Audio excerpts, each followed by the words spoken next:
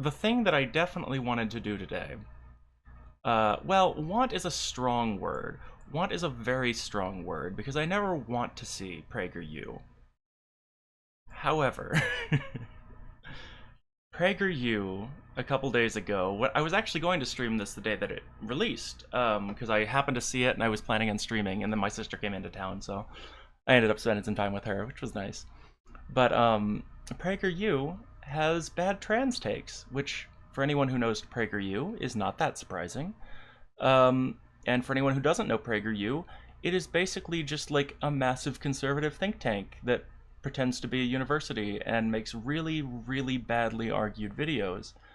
So, the other day they made one called The Truth About Gender Affirming Care.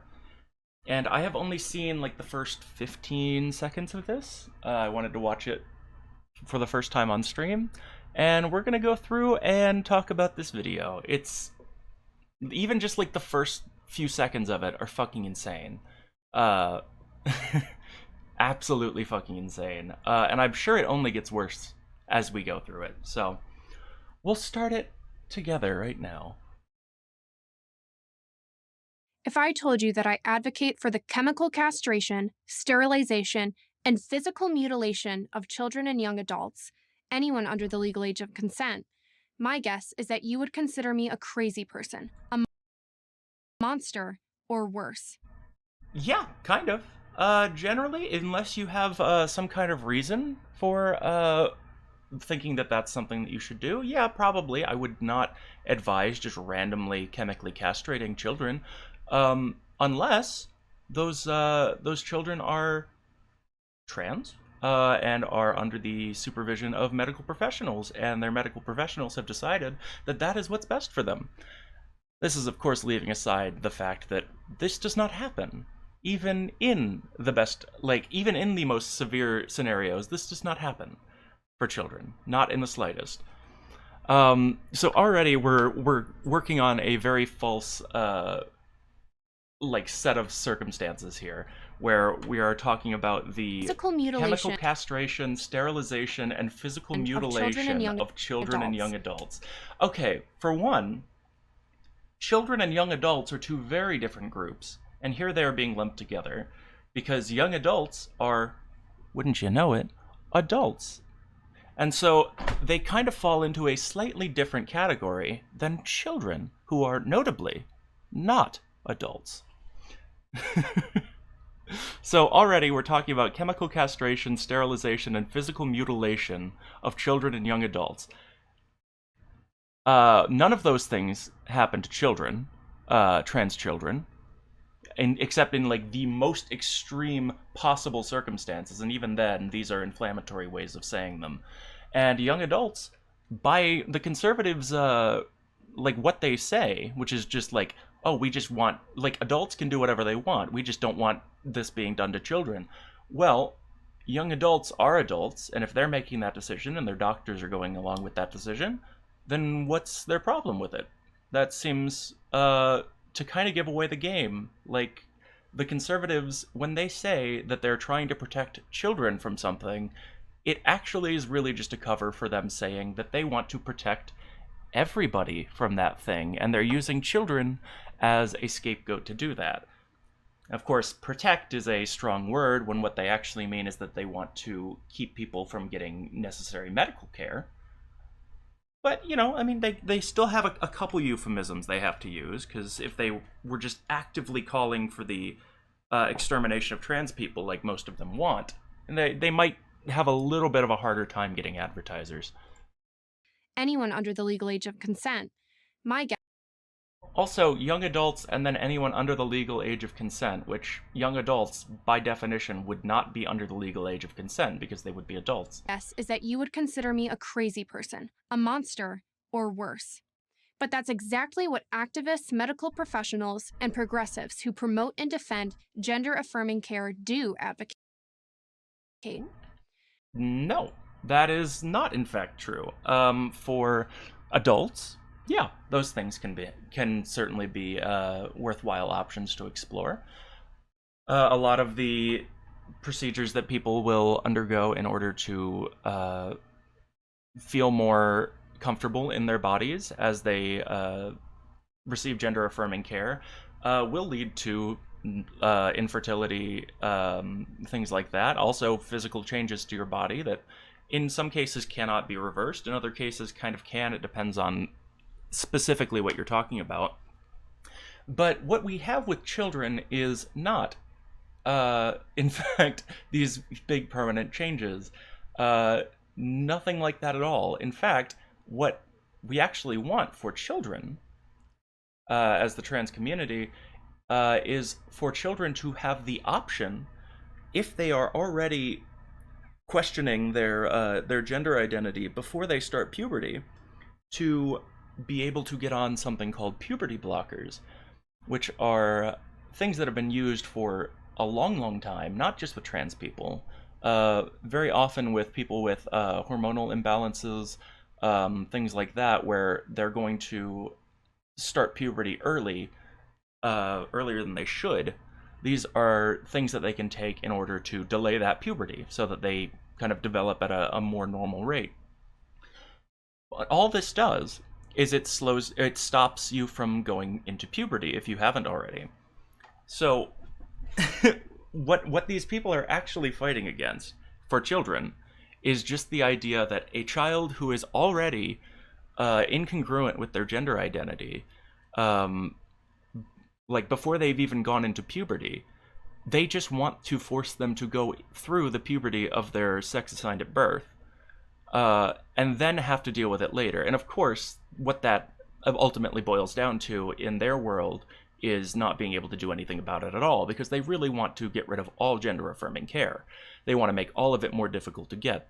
So, ideally for them, you force these trans kids to go through the wrong puberty, and then, after they've gone through the wrong puberty, you make it nearly impossible for them to actually get the procedures and the hormones that they need in order to rectify that puberty. And what you end up with, unfortunately, is a lot of dead trans people, which, is not what they actively say they want sometimes, but that's what they're fighting for. And basically every single statistic that you can find on the health and well-being of trans people will tell you the exact same thing, that the best way to lower the death rate of trans people is to give them gender affirming care, which is why almost every single major medical institution agrees on this, including the ones that focus on young people. They all agree that the solution for like somebody who is struggling with gender dysphoria is gender affirming care in almost every case. It's also very important to have a support system, of course. I believe it's trans people with at least one supportive parent, like one actively supportive parent in their life, in their transition. I believe that actually lowers their suicidality rate to, I believe, 1/16 of what it was otherwise, something like that, which is a fucking insane statistic, which is almost, it kind of makes you think about, I wonder why so many trans people don't get to live into their adulthood. It must just be something wrong with them, or maybe it's that society forces these people to feel like they don't belong, and then denies them the very things that would help them to feel like they do belong, and then turn the other way and not acknowledge that these things are happening. The problem for these gender ideologues, of course, is while it is possible to identify as anything, it is not possible for a man to be a woman or a woman to be a man. All right, and here, of course, we have the classic conservative conflation of sex and gender, which is something that they love to do. They love to pretend that man and woman are things that specifically refer to one's biological sex, something that cannot be changed. Whereas the actual way that this works, and has always worked, is that man and woman are social things that people adopt. These are social identifiers. These are not biological things. You may be biologically male, you may be biologically female. There's no such thing as being biologically a man or biologically a woman, because man and woman are not biological things. They are just societal things. To obscure this fact, activists have manufactured a small dictionary of sweet sounding terms like transgender. Okay, what was that? Activists have manufactured Activists have manufactured a small dictionary of sweet-sounding terms like transgender. Let's find out. Let's look up real quick. How long has the term transgender been used? I'm a sweet-sounding term. Very true, indeed. Let's see. The modern terms and meanings of transgender, gender identity, and gender role only emerged in the 1950s and 1960s. So it's truly the new woke mob have invented these sweet-sounding words like transgender to indoctrinate your children, obviously. Let's see. What else do we have? The boomers did it yet again. Yeah, no, obviously. Of course they fucking did. Because everyone who, like, fights against these things and complains about how everything gets worse with every, new passing generation, just refuses to acknowledge the fact that their generation was doing the exact same things. Alright. Let's see what other, wacky words we've come up with. Gender fluidity, okay. and non-binary. And non-binary. Indy, you are indeed a sweet-sounding term. You couldn't have said it better. You are a sweet-sounding term. Non-binary. There you are. You're in the book. Gender-affirming care is the phrase activists have coined to describe sex change treatments, such as puberty blockers, hormonal injections, and double mastectomies.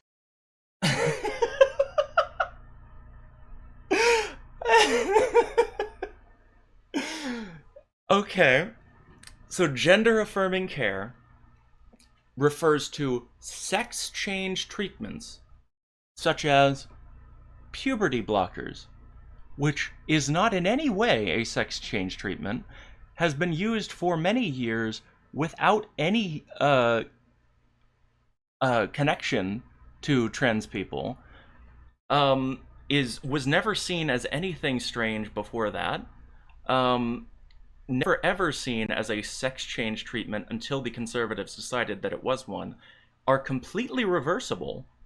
Oh, I didn't even mention that earlier. I'm sure some people already know, but puberty blockers, if you start taking them, they delay your puberty. They delay the onset of puberty, which is really, really useful in making sure that children who, are not fully developed in their brain have the time to actually work these things out and not get rushed into something like the conservatives pretend that they do get rushed into things.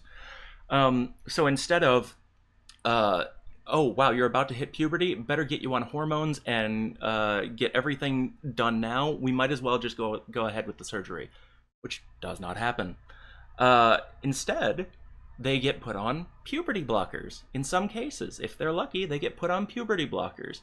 And what this is this is a preventative measure for puberty to start, delaying it so that they have the option to work with a mental health professional.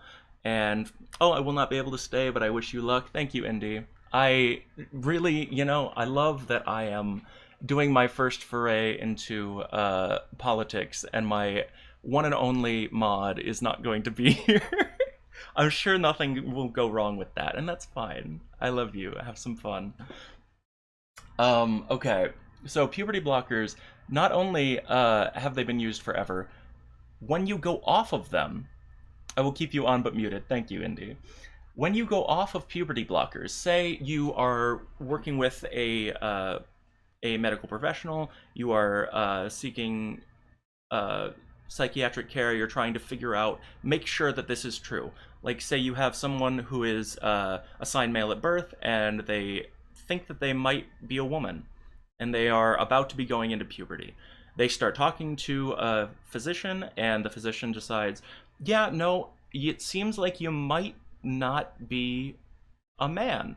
Um, and it could be kind of, discomforting to go through a male puberty if you are not a man. So, what we're going to do is we're going to put you on these puberty blockers. And what these are going to do is they're going to delay the onset of your puberty. This will give you time to continue to have treatment, trying to figure out how you identify, make sure everything is lined up how you want it to, so that you don't make a hasty mistake. Gives you time to think about it and to work with professionals to make sure that this is what's happening before you choose which puberty you want to have. If that child, that assigned male at birth child, then decides a couple years later, no, I think I'm okay. I think I was wrong. I think I am a man. Which, when conservatives talk about this, they will often talk about people who detransition, people who were pushed into these things, and then realize that they're not, and then they regret it. This is not a statistical significant thing that happens. And the people that do transition, the vast majority of them, detransition due to social pressures and or financial pressures. They either cannot afford to go through with treatment anymore, or the societal consequences of transitioning in a society that does not respect trans people and often actively tries to put them in danger, is just too much for them, and they think that it would be easier for them to live not as themselves than it would be for them to live as themselves in this world, which is fucking horrible to see. But this is not something that people let's find out what the let's see, what is the hormone blocker trans regret statistics. Let's see. Okay, here's from October 27th, 2022. A new study shows conservative fears of transition regret are overblown. In a large patient pool, 98% of trans youth who took puberty blockers ended up choosing hormone therapy. So this is so... this is so... like, it's so easy for these people to realize that these people are trans, that 98% of the people who get put on puberty blockers end up agreeing, yeah, no, this is what I want to transition, and they go through with it. And this is, let's see, trans patients who took puberty blockers before turning 18, who had historically received at least 3 months of puberty blockers as minors, and attempted to determine how many of those patients had an active prescription for hormone replacement therapy on file as of December 31st, 2018. 704 were found to have active HRT prescriptions at the end of the data collection period, a massive 98% of patients analyzed. As for the remaining 2%, researchers cautioned that the absence of data doesn't mean they necessarily return to identifying with their gender assigned at birth. Most of those 16 had undergone some form of gonadectomy as part of their transition-related care. Researchers noted and may not realize they still need hormone treatment to avoid osteoporosis or other conditions. Others could be non-binary and not desire further hormonal treatment, and may have been pressured into halting treatment by outside stressors such as unaccepting family members. So even in this study, where 98% of trans youth who took puberty blockers at some point before they turned 18 ended up still being on hormones years later, even this study, even the 2% in this that are not, they will not rule out, like, they talk about how a lot of these people are probably still trans, just not like a binary trans person, or do not have the resources to continue with that transition, or we're not told correctly what they needed to be doing in order to continue with that transition. Then we have hormonal injections, which is about as far as you could possibly, in most cases, as you could possibly get as a minor, as far as your uh, gender affirming care. Hormonal injections, maybe when you're like 15 or 16, that's maybe about as far as most people will get. Maybe when you are just about an adult, you might finally be to the point where you are in consultation to be able to get gender affirming surgeries if that's something you want. But what they want you to think is that this is just you walk into the doctor, hey, I think I might be a girl, and they lop your dick off. That's what they want you to think. Whereas this is actually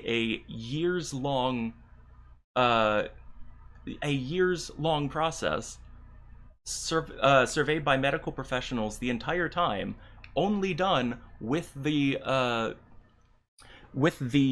guidance of those medical professionals. So there is absolutely nothing wrong with this. Shockingly, children's hospitals are big players in this game. That doesn't surprise me. If you're going to be talking about if you're going to be talking about puberty blockers, yeah, most of those would be used on people who haven't undergone puberty yet. And most of those people would be seen in children's facilities. The Boston Children's Hospital's website has posted videos in which its doctors describe a full menu of medical treatments, including hysterectomies for gender-confused teens. Okay, while that may be true, that some have that as a possibility, it is difficult for cis women who, in almost all cases, it is difficult for cis women who have not had children, and even some who have had children, to get a hysterectomy, even if they want one in this country.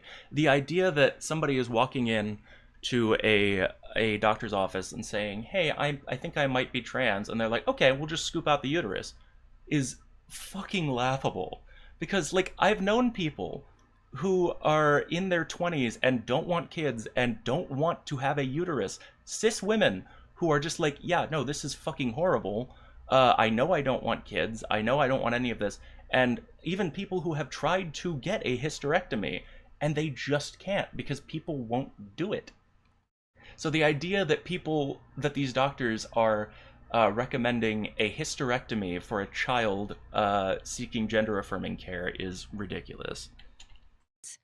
The Gender Clinic at the Barbara Bush Children's Hospital in Maine offers instructions to boys on how to tuck their boy parts to make them look more like girl parts.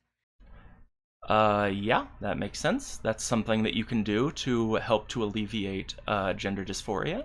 If you are somebody who is assigned male at birth and you identify as a woman, it can kind of be a little bit difficult to wear some kinds of clothes if you have,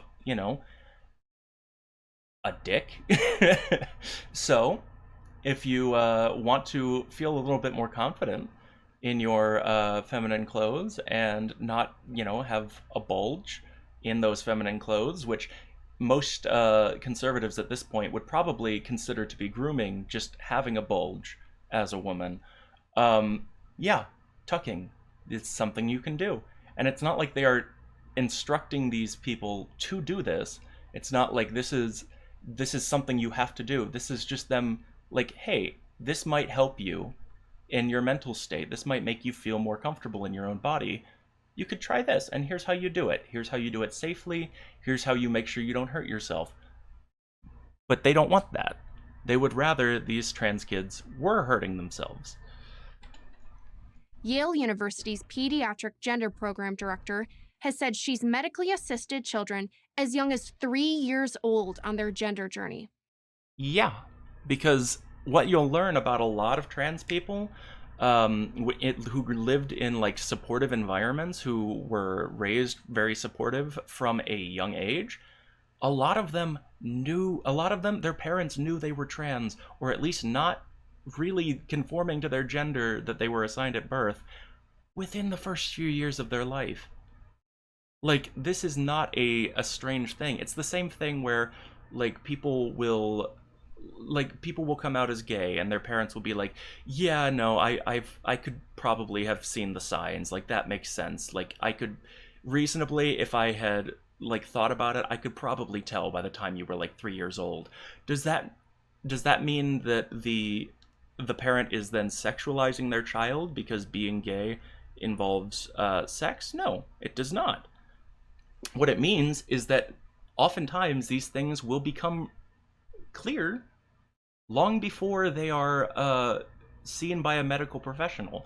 And somebody assisting somebody on their gender journey who is 3 years old does not mean that they are giving them gender affirming surgeries. This means that they are talking with them and trying to understand them, and that maybe when they get closer to the age of puberty, they might get on puberty blockers. And you know what? If you are 3 years old and you are already talking about this kind of thing, the chance that you are going to end up in the wrong place with your transition, like you're going to regret your transition, is fucking insane. Like, you are 3 years old, you have like 7 years of talking to a medical professional about your gender identity and trying to figure all of this out and how you identify and all of these things before you even get put on puberty blockers, which again are entirely reversible, have no lasting effect on you.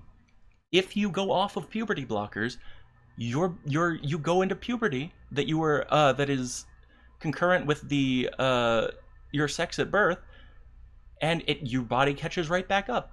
The only thing is maybe a slight variance in bone density. Like, that is the largest thing they could possibly point to as a long-term effect of having puberty blockers. But I think it's generally preferable to have slightly less dense bones than to be 16 and unable to cope with the changes that are happening to your body that don't align with your identity, and not making it to adulthood, which is, again, unfortunately what a lot of the conservatives actually want but won't say. Vanderbilt University Medical Center has assessed gender care to be a new profit center. One of its doctors explained why. Attempting to change someone's sex creates a permanent patient. Knowing patients will have to return for repeated treatments is a guaranteed moneymaker. All right, let's see. What was the this makes sense, and I wouldn't be that surprised if somebody said this. But I'm curious who they were citing, and I want to see the exact Center quote. has assessed gender care on their gender Let's see. journey. Vanderbilt University Medical Center has assessed gender care to Okay, Vanderbilt. on their gender journey. Let's see. Vanderbilt University Medical Center.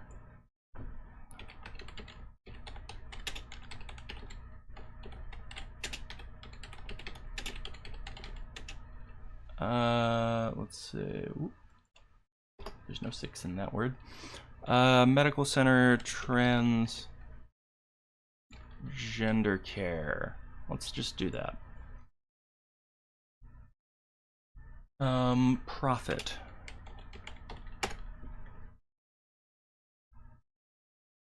So this is the California Family. I'm not familiar with this publication, but let's see what they have to say.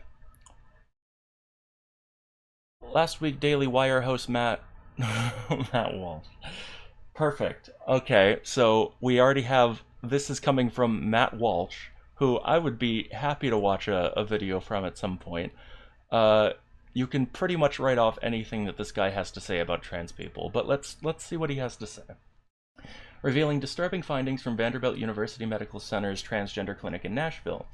My team and I have been investigating the transgender clinic at Vanderbilt here in Nashville. Vanderbilt drugs, chemically castrates, and performs double mastectomies on minors, but it gets worse. I would love to see the statistics on this, because my guess would be chemically castrates means put on hormones, and probably near around the age of like 15 to 16 maybe, generally, and performs double mastectomies maybe like just about at adult age after being in gender affirming care for like 10 fucking years, maybe.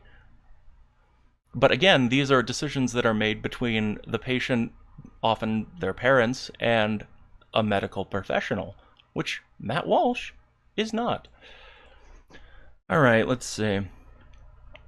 Dr. Shane Taylor, who convinced Nashville to get involved in the gender transitioning of minors, was apparently motivated by profit, as she called these procedures a big moneymaker. During a Medicine Grand Rounds lecture, she noted that a chest reconstruction surgery can generate $40,000 in revenue per patient, and someone just on routine hormone treatment, who I'm only seeing a few times a year, can bring in several $1,000s and actually makes money for the hospital. Okay, well, while the state of our how much it costs to get medical care in our country is fucking disgusting. While that is true, there's not actually anything wrong with this in the system that we currently live in. Like, they also make money from, like, all procedures that they do. Like, you have, like, surgery. This is no different from any other surgery, especially, like cosmetic surgeries that people will get that are big money makers because they are not that like intensive money wise to do, but people pay a lot of money for them. And then also people on like heart medicine need need fucking medicine for the rest of their life. So it's like, yeah, no shit, this is how medicine works. The fact that these surgeries cause irreparable damage to minors is indisputable. I would tend to dispute it. And Vanderbilt is sacrificing the health and safety of children for financial gain. They launched a program for minor patients called Trans Buddy. These buddies are trans activists who attend appointments with the patients, monitor the doctor's behavior, and police their pronoun use. That's kind of fucking sick. I love that, because when you are, you know, identifying differently than your assigned sex at birth, a lot of times, even doctors who are, like, aware of that, and even some doctors who are treating you for your gender incongruity will misgender you, which is not a good time. I've had doctors misgender me who knew that I was trans, and it's not fun. This could easily cause doctors to feel pressured into prescribing gender-affirming treatments like puberty blockers that will cause the patients far more harm than good. I mean, again, gender-affirming treatments like puberty blockers that will cause harm is not true. Again, puberty blockers do not cause harm. They have no lasting effects. If you decide to go off of them, you just immediately go back to where you would be. According to Blaze Media, a new scientific study revealed the devastating irreversible damage caused by puberty-blocking hormone injections given to minors, which, again, have been done for years and years and years for non-trans reasons, and nobody cared. And okay, so we're not actually... Oh, so we're not actually going to, explain this. Revealed the devastating irreversible damage caused by puberty blocking hormones. Is this just going to take me to Blaze? Okay, this is going to take me to this. Let's see. Let's go through this, shall we? Let's see. Okay. Although Democrat Circuit Judge Diana Motz intimated in August that those allegedly afflicted with gender dysphoria are disabled, a recent scientific study revealed that real and irreversible disabilities are in fact caused by those puberty-blocking hormone injections introduced to minors under the guise of remedies. What is this website here? The Blaze. Oh, very good. A study published on September 19th in the Journal of Sex and Marital Therapy explained that puberty blockers, also known as luteinizing hormone-releasing hormone agonists or GnRHA drugs, are not just creating sexless adults, though GnRHA is a drug designed to chemically castrate men. No, it's fucking not. It just keeps them from starting puberty. So yeah, they're not going to be able to, they're going to be infertile until they start puberty, as everyone is. They are depleting victims' bone density. Let's actually look that up, because that's the only thing that I have seen about this. Let's see. Let's see what they're complaining about here. Puberty blockers, bone density. Let's see. Oh, oh, interesting. Using puberty blockers can make your bones weaker while you are taking them. The medical term is decreased bone density. Your bones may get stronger when you stop taking puberty blockers or start hormone therapy. So, like everything else in puberty blockers, is entirely reversible. Let's see. They're hampering their cognitive development and producing a myriad of deleterious emotional effects. Yeah, okay, so we've already shown that, yeah, this first claim here is bullshit. In addition to creating essentially sexless patients, well, yes, you are sexless. You don't have secondary sex characteristics until you go through puberty. And since they keep people from starting puberty, yeah, they don't develop those secondary sexual characteristics until they go off of puberty blockers or they get on hormones. One of those two things. And chemically castrating men, no, they do not, as we've shown. Puberty blockers are depleting victims' bone density, producing a myriad of deleterious emotional effects. Beautiful. Oh, they're being denied their religious liberty when it comes to treatment of children suffering from gender dysphoria. If you are going to assert conscientious objection, you have to realize that that is problematic, said Vanderbilt health law expert. I just want you to take home that saying that you're not going to do something because of your religious beliefs is not without consequences and should not be without consequences. Agreed. Your personal religious beliefs should not stand in the way of the medical consensus or what's best for the patient. Yeah, this is laughable. This entire thing here about them exposing a profit motive, also laughable. But that didn't stop Prager U. University Medical Center has assessed gender care to be a new profit center. One of its doctors like all explained other why. Medical Attempting industries. to change someone's sex creates a permanent patient.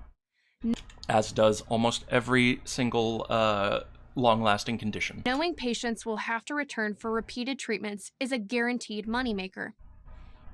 Maybe the solution to that is, socialized medicine? Even the American Academy of Pediatrics has endorsed the medical and chemical treatment of gender-confused children. Yeah. Yeah, no, chemical treatment would include hormone blockers, which again, don't cause any adverse effects. When some members asked for a more critical look at affirmative care, they were immediately shut down, accused of being transphobic. They aren't citing anything here, but I am sure they were probably transphobic. The pediatrics... Because basically anyone with, like, a brain and the capacity for not being transphobic can easily find all of the correct information that they are obfuscating here. Academy did not stop there. It teamed up with the American Medical Association and the Children's Hospital Association to petition the Justice Department to suppress anyone on social media who opposes their pro-gender treatment position. Yeah, no, I also don't really agree with that. Or I don't disagree with that. It's basically the same as people who are, like, anti-vax. Like, yeah, your bullshit that you're making up is causing people to be hurt and killed. Yeah, no, I think if they want to censor that, yeah, go for it. If you want to censor misinformation like that puts people in danger, I see nothing wrong with that. While the American medical establishment speeds toward the affirmative care cliff, other countries are hitting the brakes. Oh yes, perfect. What a glowing recommendation I can give to Turf Island. The United Kingdom has shuttered its state-run Tavistock Gender Identity Clinic, which was the largest pediatric gender clinic in the world. Yeah, unfortunately, shit's fucked in Britland as well. I mean, look no further than J.K. Rowling, who is one of the biggest advocates for the TERF movement.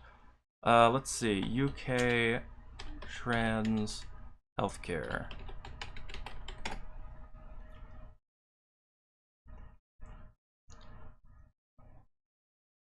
Let's see. Okay, so this is an organization that actually does it. I mean, yeah, the thing is, as much as people will, like, fight politically over this, like, the medical consensus is clear. So the people who are not hampered by these political, like, these political hurdles are going to continue to do the good work that they need to do in order to help trans people. When accessing general healthcare services in the last year, 2 in 5 trans people, let's see. Oh, where was that? Okay. Based on the experiences of more than 800 trans and non-binary people, looked at the discrimination trans people face on the daily basis in the UK. The report examined discrimination in their home life and in access to medical support for transition, which can significantly increase mortality rates, obviously, as we've talked about. The Stonewall report revealed the discrimination that transgender individuals experienced in the healthcare environment through a number of striking statistics. When accessing general healthcare services in the last year, 2 in 5 trans people said healthcare staff lacked understanding of trans health needs. 7% of trans people were refused access to healthcare because they were LGBT. 24% fear discrimination from a healthcare provider. 24% don't know how to access transition-related healthcare, and 24% of trans people who are currently undergoing medical intervention are unsatisfied with the support given by their general practitioner. It's fucked. See, this is like, they're saying that this is like, they're trying to paint this as the medical consensus shattering, but no, the medical consensus is very clear. It's just that the exact same kind of conservative dipshits in Britland as in America are all just doing the exact same bullshit. Its patients were at considerable risk due to its unquestioning affirmative approach. A more accurate risk gender clinic in the world, after a report found that its patients were at considerable risk due to its unquestioning affirmative approach. Oh god. Alright, well, let's see. Let's see where this is coming from, because of course they don't have any, like, actual sources for any of this. They just make you, like, type in the keywords. It's the largest pediatric gender... What was this called? This is, Gender Identity Clinic. The Tavistock Center.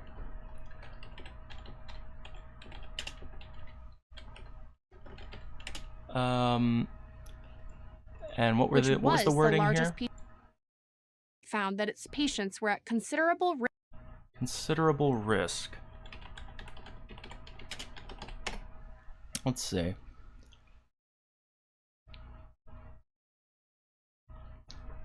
This is from The Independent. More than 5,000 children in the UK are waiting for appointments with NHS gender identity services. The NHS's only gender identity clinic for children has been found to be neither safe nor viable and is set to be replaced by regional hubs. A damning report into gender identity services run by the Tavistock and Portman Foundation Trust has found that the model is putting children at considerable risk. An interim report said that children and young people are being subjected to lengthy waits for access to gender dysphoria services and are not receiving support during this time. Wait a minute! Who could have guessed? The very thing that they are talking about, where people are being put at considerable risk, is because they're not receiving the care that they need. Not because they are being given care too quickly and not... oh god, this is so fucking stupid. Okay, so you say... Gender clinic in the world, after a report found that its patients were at considerable risk due to its unquestioning affirmative approach. Yeah, no, nowhere in this does it mention an unquestioning affirmative approach being what puts them at considerable risk. The considerable risk was that they were not doing enough. Because obviously, that's what it is. The waiting list for patients referred to the gender identity clinic stood at more than 10,000 when the service was still seeing patients originally referred in 2017. Holy shit. Yeah, no, this is incredibly fucked. And the idea that they would use this as like... Oh god, people are so fucking dumb. It's literally so easy. I literally just typed in what they said, and the first thing that comes up is the exact opposite. But it doesn't matter, because this is all propaganda. It's all they have. It's all they do. That's all they can do, because they don't have the facts on their sides. The medical consensus is very clear, and unfortunately, they want to go against that. And they will use any means necessary to do so. A more accurate description for this approach would be medical malpractice. Again, nowhere in the article about the considerable risk is there anything. Well, actually, no. I would argue there is medical malpractice going on in that system, or there was, and it was that they weren't getting care fast enough. And the article that they were citing with the considerable risk agrees. It's fucking infuriating. It's really hard to put into words just how infuriating it is. In no other part of the medical world is it considered acceptable or even legal to damage the body of a healthy person irreversibly. Okay, well, have you considered that a person who is going through the wrong puberty is being excluded from the life that they want to be living based on how they identify, is being barred from getting medical care that has been consistently deemed as necessary by the general medical consensus. Have you considered that that might have an effect on it? Or even legal to damage the body of a. Could you maybe consider that that makes them a little bit less healthy? Makes them a little bit more likely to die prematurely? And if the medical consensus is that the treatment for that is gender-affirming care, then you need gender-affirming care. That's what you need. You need to give them gender-affirming care. A healthy person irreversibly. If you have a broken bone, you set the broken bone. If you have gender dysphoria, you get gender-affirming care. If a mentally ill man who identifies as an amputee Oh, Jesus Christ. asks a doctor to amputate his perfectly functioning arm to Then he would be referred to a psychiatrist. Somebody who would, go through the lengthy process of actually talking about this and figuring out why this person feels this way and all of these things. The exact same process that a trans person goes through before they get any treatment. There is no difference here. They just want to use some insane fucking example match his that identity. they pull out of their ass. Every self-respecting surgeon will send him away. If a young girl suffering from anorexia walks into a hospital and asks for liposuction, no one in their right mind would grant her request. And that's because physicians swear an oath to do no harm. Have you considered? It's really difficult to even it's difficult to keep saying the exact same thing because it's so fucking simple. Have you considered that not giving people gender-affirming care would be doing harm?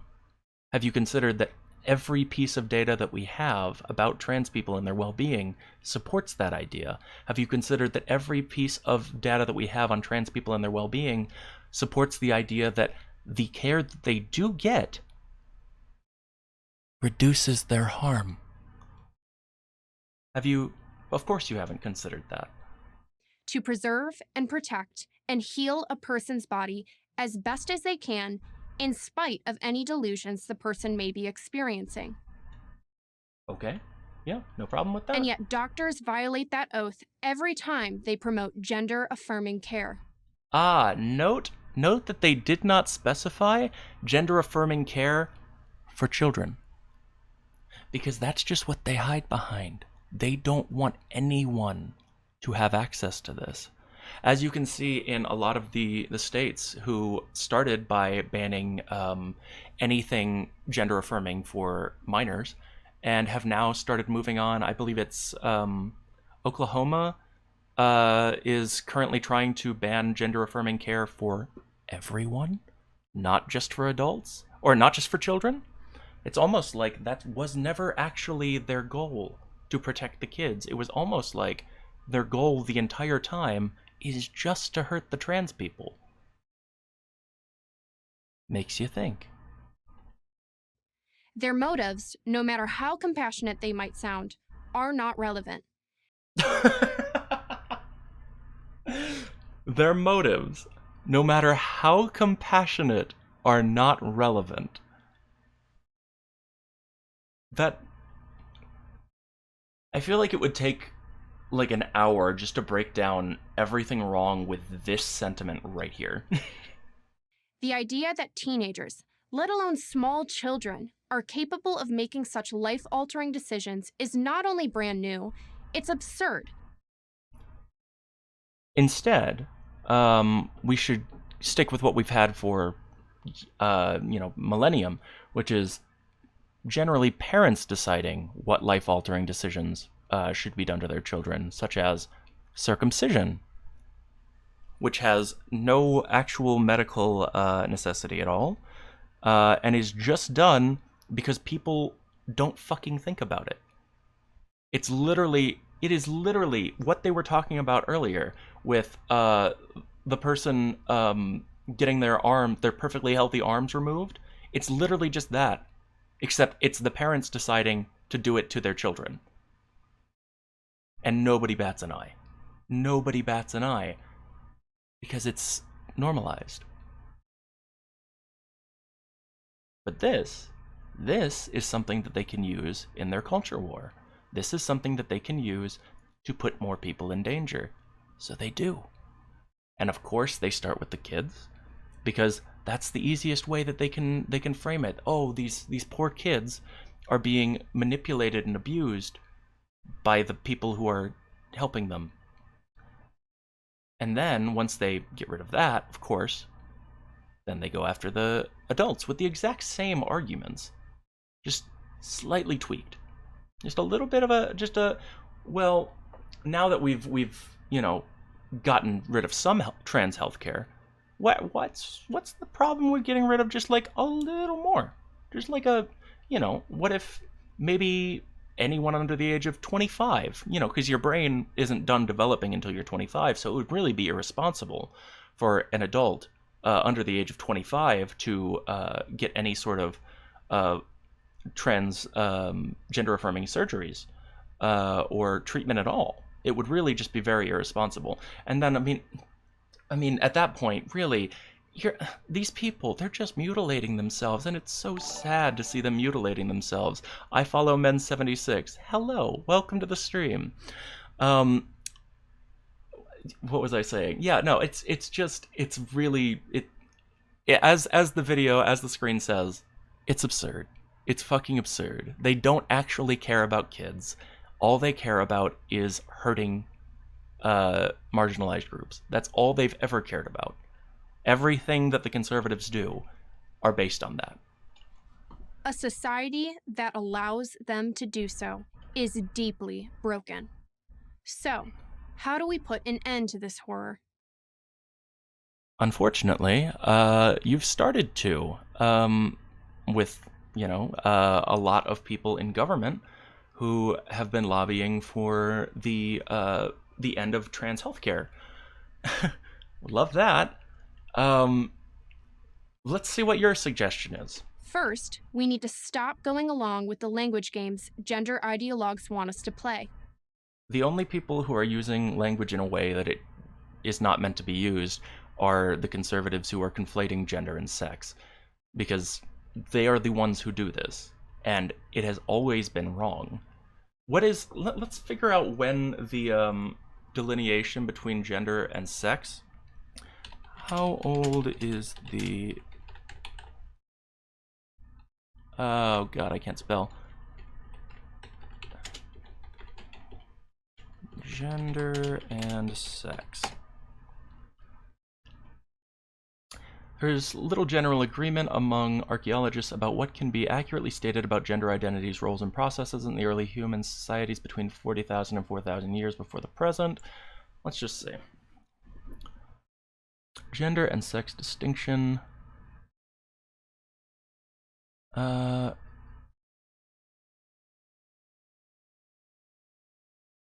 Uses the term sex to refer to the male or female sex and the component biological parts that determine whether one is male or female. He further states that in order to determine sex, chromosomes, external genitalia, internal genitalia, gonads, hormonal states, secondary sex characteristics, and possibly also brain systems must be analyzed. He states that a person's sex is determined by an algebraic sum of these qualities, resulting in most people being classified as either male or female.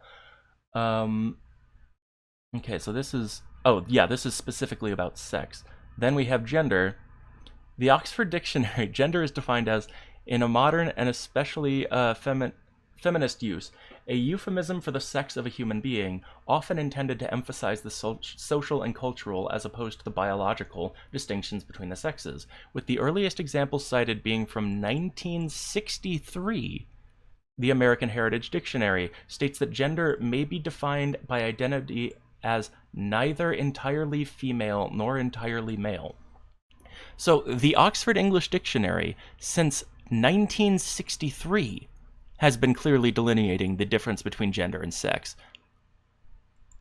And what the conservatives are telling us now is that in order to combat this, we really need to just stop taking seriously the liberals who are just flagrantly misusing language by doing the thing that's been done for 60 years, commonly. But no, they are the only ones who are incapable of making that distinction. There are men and women and boys and girls.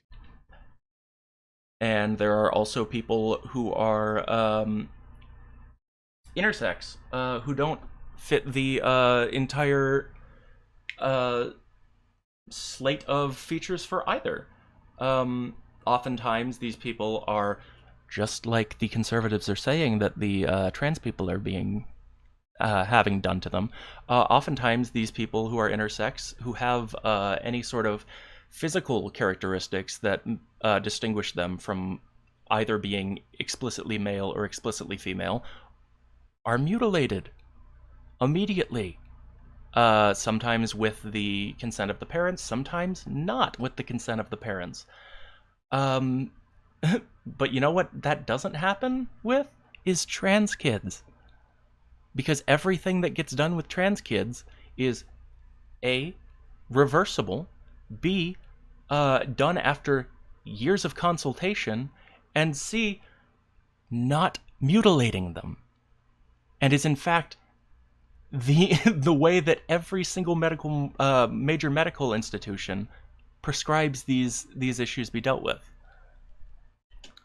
And there are men and women and boys and girls who are confused or deluded about which one they are. There is no such thing as having a place on a gender spectrum.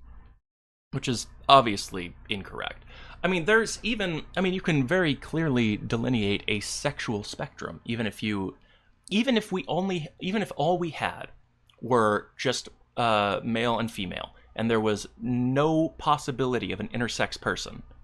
You still have a spectrum of sex, because there are people who have more prominent sexual characteristics, secondary sexual characteristics, than others of their same sex.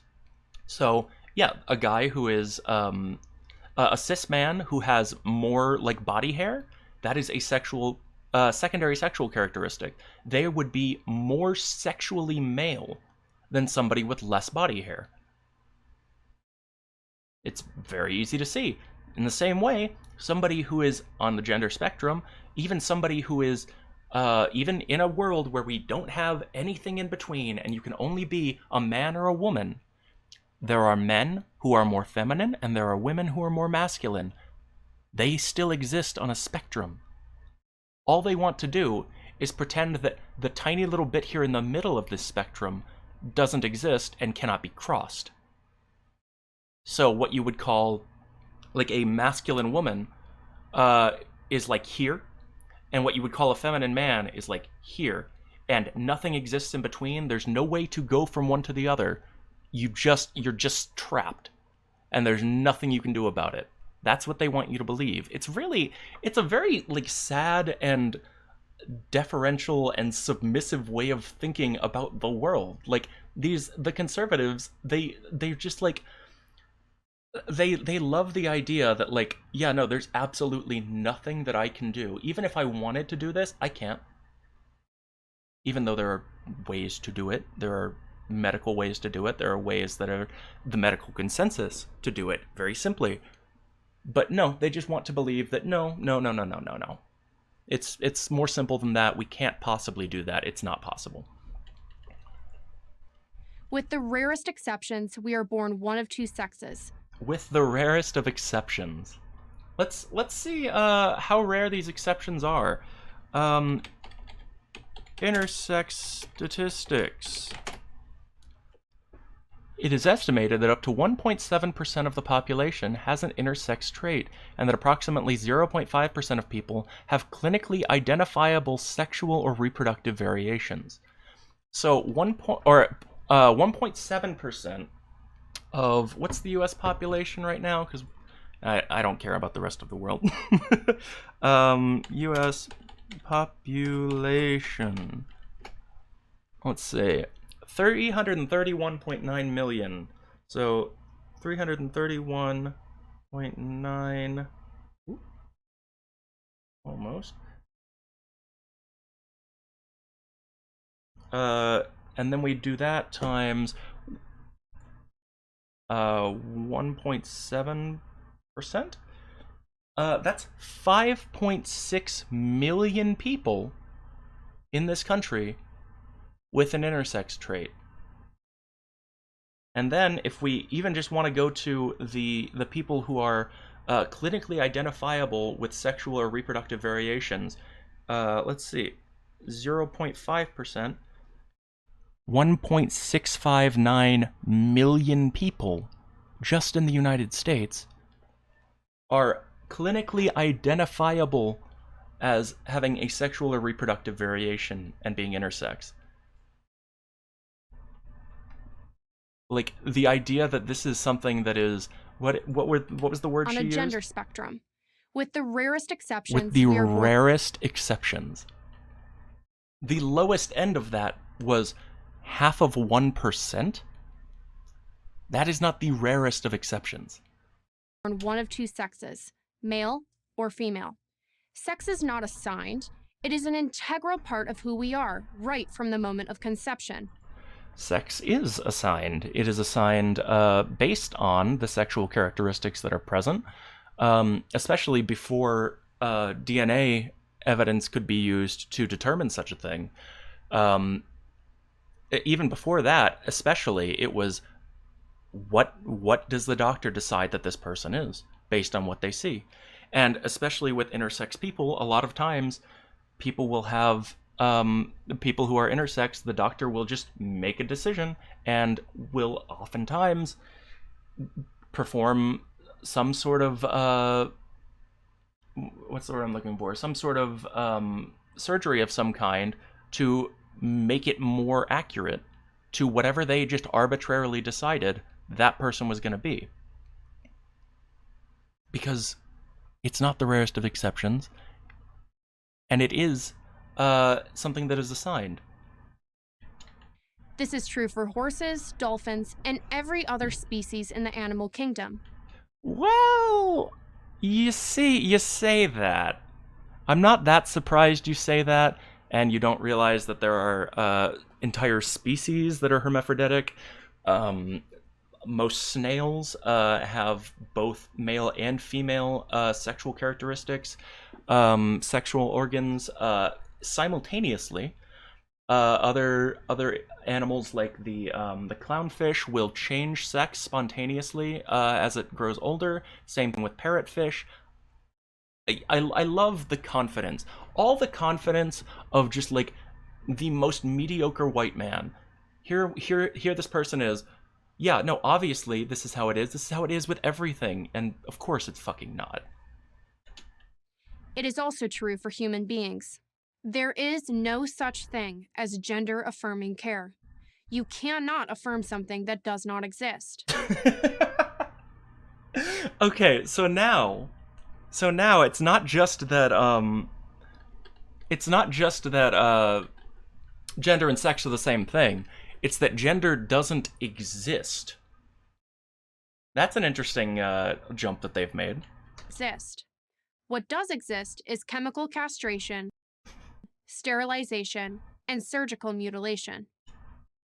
Those things also exist. Yeah, those are things that can happen. You're saying them like they are in, entirely unjustifiable in any case. That there is no way in which somebody could be chemically castrated in a way that they wanted or that would be helpful for them, or sterilized in a way that would be helpful or wanted for them, like, oh, I don't know, a vasectomy or a hysterectomy. Surgical mutilation, well, you like to use the word mutilation, but a lot of surgeries, if you just look at them on the surface, seem like they're kind of mutilating you a little bit. Second, we need legal accountability. Legal accountability, and how would you seek this out? Patients who have undergone physical and medical gender treatments as minors should be able to sue the doctors and hospitals who performed the treatments. If they could, most of them wouldn't, because most of them still identify as the gender that they would be would have transitioned to, as we've shown. Even the people who do not, most of them detransitioned for financial or societal reasons.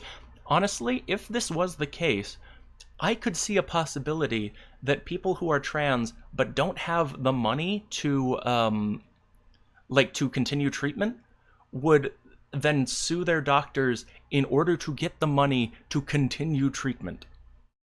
That, just because of the fucked up world and the fucked up country that we live in, where your very health is something that you have to be able to afford in order to actually take care of, that's a world I could see us eventually getting to at some point. The risk of serious financial liability will bring this barbarism to an end faster than 100 protests.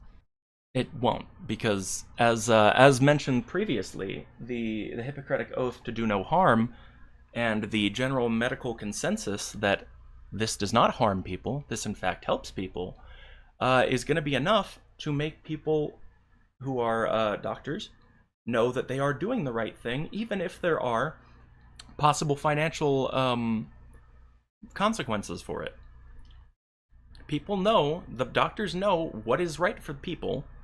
It is the entire medical consensus of the medical it is foundational to everything that the medical consensus is on gender.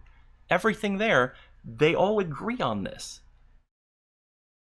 They would continue to do it. This is a battle that we must win, not least because there is an entire generation of boys and girls being made to believe that irreversibly changing their bodies will fix the social and emotional anxieties they experience. Maybe. So do the psychologists. Oh yeah, also the psychologists, of course. I mean, I would tend to just group them in with the medical consensus on that. I mean, they're all going from the same data. They all have they're all seeing the same things. They're all doing the same thing, which is just doing whatever the patient needs in order to be better, which is what all of them are trying to do and what conservatives are trying to prevent. We must act now. Our children are counting on us, even if they don't know it. They are, after all, just children. Oh God, the idea of somebody sitting here and looking at the camera, knowing that what they actually want is not the safety of children, but the extermination of trans people. Then looking at the camera and saying, after all, we have to protect the children. It makes me want to throw up. Like, it's fucking disgusting. It is one of the most pathetic things that I've ever seen in my entire fucking life. It's really bad. I Actually, yeah, no, I really, really hate that. I'm Kaylee McGee White of the Washington Examiner and Independent Women's Forum for Prager University. The Independent Women's Forum for Prager University. What's up with that? Is this a TERF group? The Independent Women's Forum.